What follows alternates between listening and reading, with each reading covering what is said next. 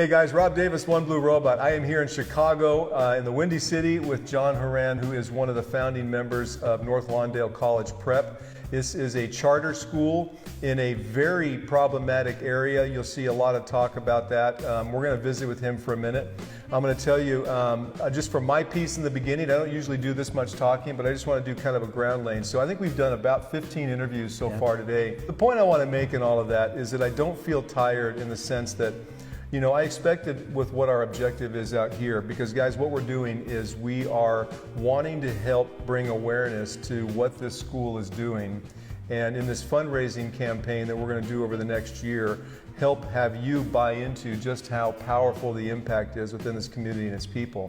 So let's just get into it. So you were one of the founders of this school. We've talked a lot off camera, but I really want you to just tell, you know, your story as to kind of the history, where we're at and where you see this going. Well, North Lawndale College Prep and charter schools in Chicago start about 1997, at a time when Chicago was sort of universally recognized as one of the worst school systems in the United States. And some of us in a foundation called the I Have a Dream Foundation were working with kids to help them get through junior high and high school, and then give money helping their families to pay the kids to go to college. We had this fabulous program, but it wasn't working so well because the high schools they went to didn't prepare them. So not only are they going as maybe the first African American from their family, being part of a 3% African American community in a college, but they weren't prepared. So they dropped out of college in huge numbers with college debt, and so therefore the dream of going to college is now radioactive. It's no longer hope, but it contributes to hopelessness. So the idea for the school really came about: how would you redesign a school if the sole purpose was to prepare kids both intellectually and in terms of the heart? Because you need a heart as robust as a head.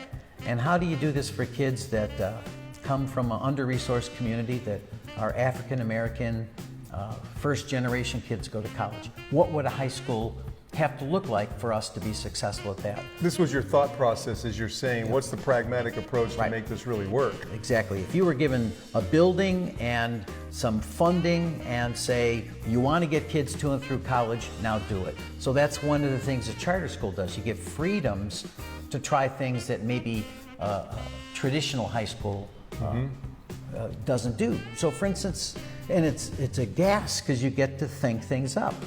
So one of the things we thought up was, when I was a kid growing up in a privileged neighborhood, my dad was a bricklayer, there was money.